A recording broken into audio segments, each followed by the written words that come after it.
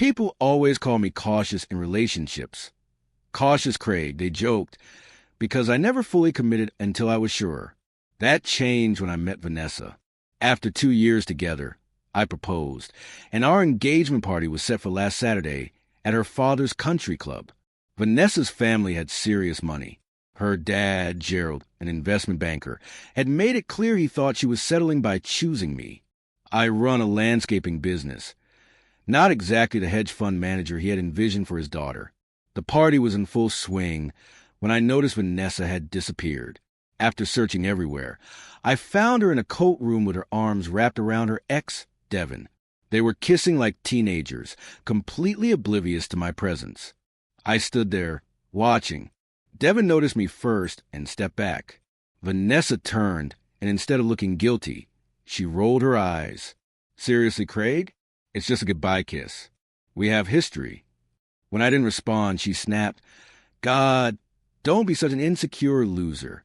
Devin and I dated for years. We're just getting closure. Devin smirked behind her. Yeah, man, don't make this weird. Something inside me just shut off. I nodded, smiled, and walked away. Craig. Vanessa called after me. Don't you dare make a scene. I didn't. I quietly left, grabbed my jacket, and drove home. My phone immediately blew up with text from Vanessa, saying I was embarrassing her and that her father was furious. I turned my phone off and started packing. By 2 a.m., I had loaded my essential belongings into my SUV. I left the engagement ring on the kitchen counter with a simple note. Goodbye kiss. I crashed at my buddy Tyler's place. He was waiting with a beer and a spare bedroom. The next morning, I woke up to dozens of missed calls, tons of texts, and one voicemail from Gerald, screaming about how I had humiliated his daughter and demanding I call him back to fix the disaster. Instead of engaging in a dramatic showdown, I chose to focus on actions and consequences. Over the next few days, I moved the rest of my stuff out while Vanessa was at work, leaving my key next to the ring. Gerald called again, but this time his voicemail was suddenly polite. Craig, I think there's been a misunderstanding. Please call me back so we can discuss this like gentlemen. I didn't call back. Instead, I contacted our wedding vendors and canceled everything. Despite Gerald's wealth, I had insisted on paying my share, so I had put down most of the deposits. I was able to cancel without hassle, and several vendors even offered partial refunds after I explained the situation. Vanessa's messages changed from anger to pleading. Please talk to me. It wasn't what it looked like. We need to talk about this in person. The most revealing one read, Devin means nothing to me. He was just there, and it happened. Don't throw away what we have over something so stupid. I finally replied, I'm not throwing away what we had. You already did that. She then showed up at my job site. I was with a client when Vanessa's Mercedes pulled up. She stormed over, completely ignoring the client. You need to stop this childish silent treatment, she said loudly. We're getting married in 4 months. I walked her back to her car. We're not getting married, I said calmly. I've already canceled the vendors. Her face went from anger to shock. You what? I canceled everything. You can't do that.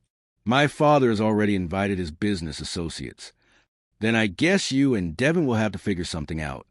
That's when she slapped me, hard enough that my client definitely saw it. Screw you. I was going to tell you it was a mistake. That Devin caught me off guard, but now I'm glad you saw us.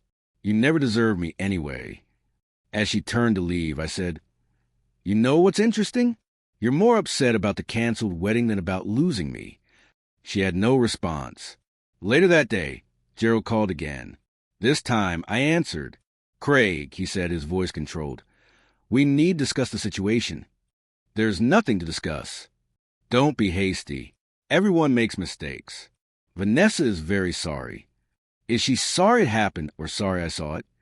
After a pause, he said, Look, I understand you're hurt, but perhaps we could come to an arrangement to make this go away quietly.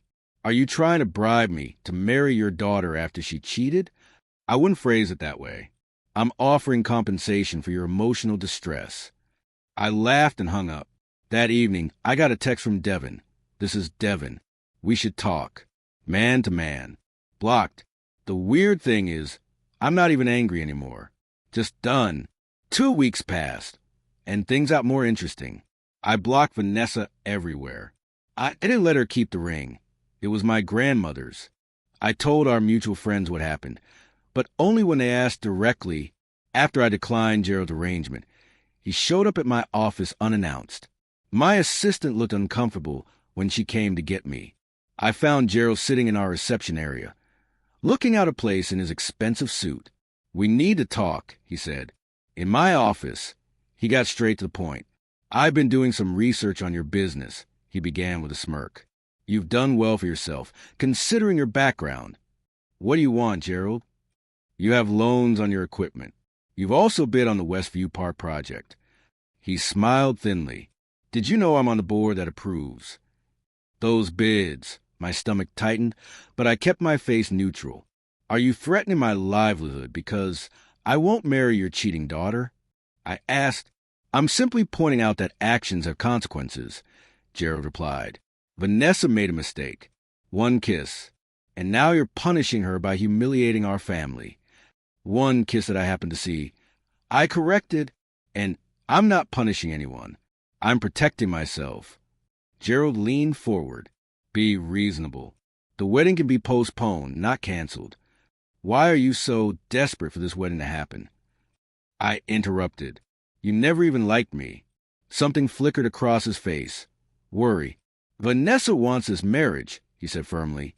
"No, she doesn't. She wants a wedding. There's a difference." That's when it clicked. This wasn't about Vanessa's happiness or the family's reputation. After Gerald left and reminded me about the Westview bid, I called my friend Marcus, who worked at a firm handling Gerald's company's contracts. "Can you check something for me?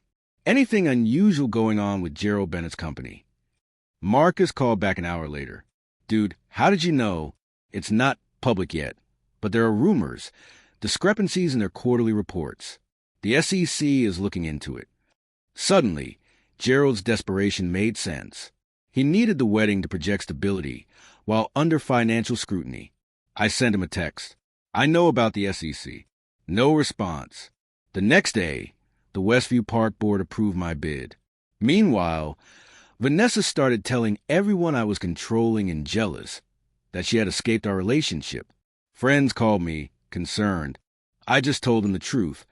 I caught her kissing her ex and walked away. Then came the real bombshell. Devin's girlfriend reached out to me on Instagram. Her name was Ariel, and she had receipts. "Devin's been cheating on me with Vanessa for months," she wrote. Not just a goodbye kiss. I found their messages. We met for coffee, and she showed me everything. Text conversations going back at least 6 months. Hotel meetups. Explicit messages. Future plans. In one message, Vanessa wrote, "Craig is just a stepping stone. He has good connections for my design business. Once I've established myself, we can be together." Ariel and I compared notes. The night before my engagement party, Devin had promised to break up with Ariel so he and Vanessa could be together. That goodbye kiss I witnessed. It was him celebrating their plan. "What are you to do with this?" Ariel asked. "Nothing." I said, "I don't need to do anything. The truth will come out on its own." And it did. Vanessa's best friend Jesse called me. We had always gotten along. "I can't believe what she did to you," she said. "She's telling everyone you were abusive, that you controlled her money and isolated her." "You know that's not true," I said. "Of course I do. That's why I'm calling. I've known about her and Devin for a while. I should have told you." She paused. "I've sent you an email." It was an invitation to Vanessa's Freedom Celebration party that weekend. She had invited everyone, including Devin. I checked my email and forwarded the invitation to Gerald. No comment. 10 minutes later, Gerald called. "What do you want?" His voice was tight. "Nothing. Just thought you should know what your daughter is up to while you're trying to save her engagement." He hung up without another word. I wasn't going to Vanessa's party, obviously, but I was moving forward. The apartment sale was going through. The Westview project was starting. And I had even had coffee with someone. No pressure, just nice conversation. Sometimes the best revenge is letting people reveal who they truly are. It's been 3 months. Lots of people message me asking for closure. So here goes. Vanessa's freedom celebration blew up in her face. According to Jesse, Gerald showed up uninvited, just as Vanessa and Devin were getting cozy on the dance floor. He caused a huge scene, dragging Vanessa outside for what witnesses called a nuclear argument. Apparently, Gerald's company's financial troubles were worse than anyone knew, and Vanessa's behavior was making things even worse. The following week, the news broke. Gerald's company was under federal investigation. Their stock tanked 60% in a single day.